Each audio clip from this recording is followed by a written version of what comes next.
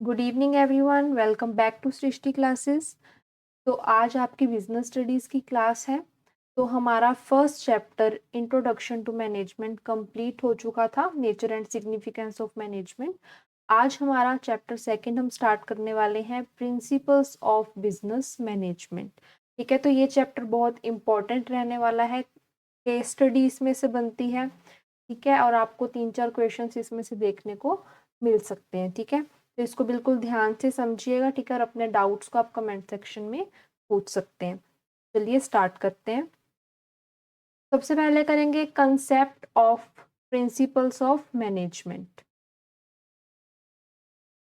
Principles of management, तो principal of management क्या है? Principle of management general guidelines होती हैं जो मैनेजर को हेल्प करती हैं डिसीजन मेक करने में। ठीक है, गाइडलाइंस जो हैं वो मैनेजर को हेल्प करती हैं डिसीजन लेने में सिचुएशन के अकॉर्डिंग। ठीक है, they are different from principles of science. अब प्रिंसिपल्स ऑफ मैनेजमेंट जो हैं वो प्रिंसिपल ऑफ साइंस से डिफरेंट है। ठीक है, तो प्रिंसिपल्स ऑफ मैनेजमेंट डील करते हैं ह्यूमन बिहेवियर से। ठीक है, they are different from techniques of management. ये टेक्निक्स ऑफ मैनेजमेंट से भी डिफरेंट है। क्यों? क्योंकि principles of guidelines, general guidelines हमें बताती हैं कि हमें क्या करना है। ठीक है, और टेक्निक्स हमें बताती हैं कि हमें क्या मेथड यूज करना है, किस सिचुएशन में क्या मेथड यूज करना है। ठीक है, क्या एक्शन लेना है, क्या डिसीजन लेना है। ठीक है, principle of management are different from values. अब वैल्यूज में क्या आ जाएगा? वैल्यूज होती हैं हमारी सोशल वैल्यूज जो हमें सोसाइटी से मिलती हैं। ठीक है, जैसे कि ट्रूथफुलनेस, इंटीग्रिटी, ऑनेस्टी, ठीक है, ईमानदार होना, ये सब क्या है? सोशल वैल्यूज हैं। चोरी ना करना, ठीक है, धोखेबाजी ना करना, तो ये सब क्या है? ये वैल्यूज हैं। तो प्रिंसिपल ऑफ मैनेजमेंट जो है इन वैल्यूज से डिफरेंट होते हैं। ठीक है, वैल्यूज क्या है? जनरली एक्सेप्टेड बिहेवियर होता है सोसाइटी का। ठीक है, and having moral coordination. Whereas principles, जो प्रिंसिपल्स हैं वो कैसे बनते हैं? Through research having technical nature, जिसमें रिसर्च भी होगी।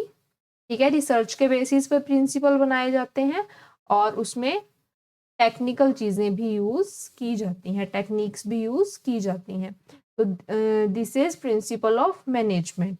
तो प्रिंसिपल ऑफ मैनेजमेंट क्या है? Principle of management general guidelines हैं जिससे मैनेजर को हेल्प मिलती है डिसीजन मेक करने में। ठीक है, तो आपको ये याद रखना है। ठीक है, अब नेक्स्ट हम करेंगे nature of principles of management. Principal of management के क्या कैरेक्टरिस्टिक्स हैं, इसको हम वन बाय वन अब पढ़ते हैं। ठीक है, first one is universal applicability. ठीक है, तो अब जो ये प्रिंसिपल्स ऑफ मैनेजमेंट है ये हर ऑर्गेनाइजेशन में, हर बिजनेस में यूज होते हैं। ठीक है, चाहे वो बिजनेस स्मॉल हो, चाहे लार्ज हो, चाहे कोई नॉन बिजनेस हो। ठीक है, तो यूनिवर्सल एप्लीकेबिलिटी होती है इसकी, क्योंकि हर जगह पर ये यूज होते हैं। आपने अपने स्कूल में भी देखा होगा कि यूज होते हैं ना सारे रूल्स। जो भी ऊपर मैनेजमेंट बना रहा है उसको प्रिंसिपल फॉलो कर रहा है, प्रिंसिपल फिर उसको स्टाफ को कम्युनिकेट कर रहा है, स्टाफ भी उन रूल्स एंड गाइडलाइंस को फॉलो कर रहे हैं। टीचर्स स्टूडेंट्स को बताते हैं कि आपको क्या रूल्स इस स्कूल में फॉलो करने हैं, फिर बच्चे भी उन चीज़ों को फॉलो करते हैं। ठीक है, तो principles of management universal in nature है क्योंकि ये हर ऑर्गेनाइजेशन और हर बिजनेस में यूज किए जाते हैं। Next is general guidelines. ये क्या है? जनरल गाइडलाइंस है, जैसा कि अभी हमने पीछे पढ़ा। ठीक है, to action which however do not provide readymade solutions. ये हमें रेडीमेड सॉल्यूशंस नहीं प्रोवाइड करता। ठीक है, as the business environment is very changing और डायनेमिक। बिजनेस इन्वायरमेंट क्या है हमारा? चेंज होता रहता है, डायनेमिक होता है। डायनेमिक मतलब चेंज होना, चेंज होता रहता है। ठीक है, तो उन चेंजिंग सिचुएशंस के अकॉर्डिंग प्रिंसिपल ऑफ मैनेजमेंट हमें जनरल गाइडलाइंस प्रोवाइड करता है। ठीक है, हर एम्प्लॉय को सेम सैलरी देना जरूरी नहीं होता। ठीक है, मैनेजर परफॉर्मेंस देखकर डिसीजन लेगा, ठीक है, मतलब सिचुएशन के अकॉर्डिंग यहाँ पर डिसीजन लेना है। Next is formed by practice and experimentation, they are developed after through research work on the basis of experiences of managers. अब ये प्रिंसिपल्स कोई ऐसे ही नहीं बना दिए जाते, ठीक है, कि आज हमने कुछ सोचा तो हमने प्रिंसिपल्स बना दिए, नहीं, काफी टाइम तक इस पे रिसर्च करनी पड़ती है, ठीक है, और कुछ चीज़ों को ऑब्जर्व किया जाता है, ऑब्जर्व करने के बाद उनको एक्सपीरियंस किया जाता है, उसके बाद जाकर ये प्रिंसिपल्स डेवलप होते हैं, ठीक है। नेक्स्ट इज मेनली बिहेवियर, ठीक है, मेनली बिहेवियर क्या कहता है, principles aim at influencing human behaviour, they are behavioural in nature, मतलब कि जो मैनेजमेंट का रिलेशन है यहाँ पर वो मशीनों से कम लेकिन इंसानों से ज्यादा है, ठीक है, मैनेजमेंट का रिलेशन ह्यूमन बिहेवियर से ज्यादा होता है, ठीक है, इसीलिए प्रिंसिपल ह्यूमन बिहेवियर को इन्फ्लुएंस करते हैं।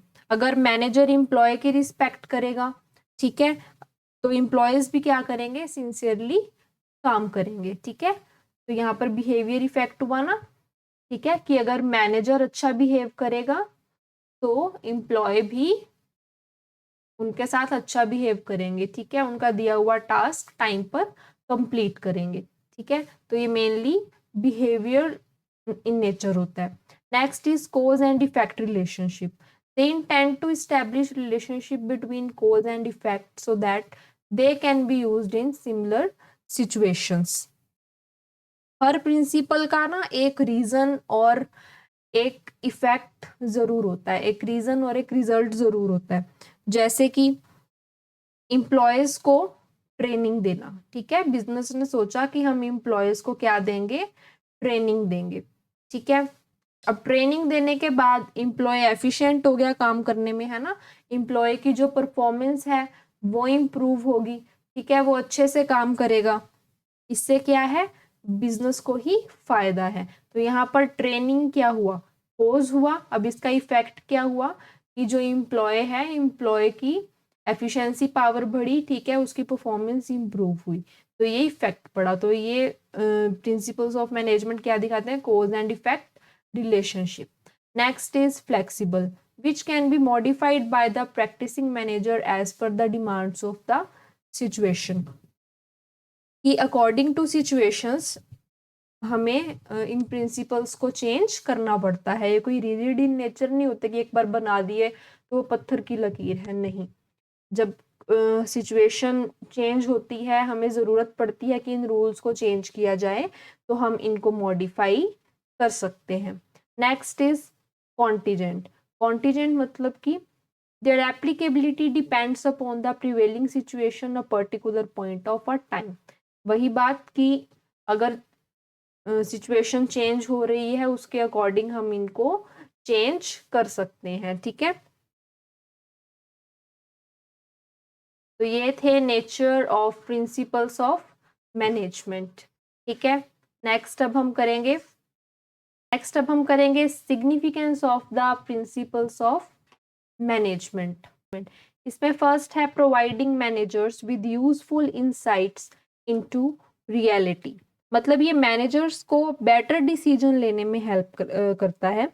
मैनेजर एक्सपीरियंस और प्रिंसिपल्स दोनों यूज करके डिसीजन लेता है, ठीक है, डिसीजन लिया, ठीक है, providing managers with useful insights, ठीक है, कुछ इन्होंने एक्सपीरियंस किया, कुछ ऑब्जर्व किया, अब क्या है उसको रियलिटी में चेंज किया, ठीक है, डिसीजन लेके उसको इम्प्लीमेंट किया, उसको रियलिटी में चेंज किया।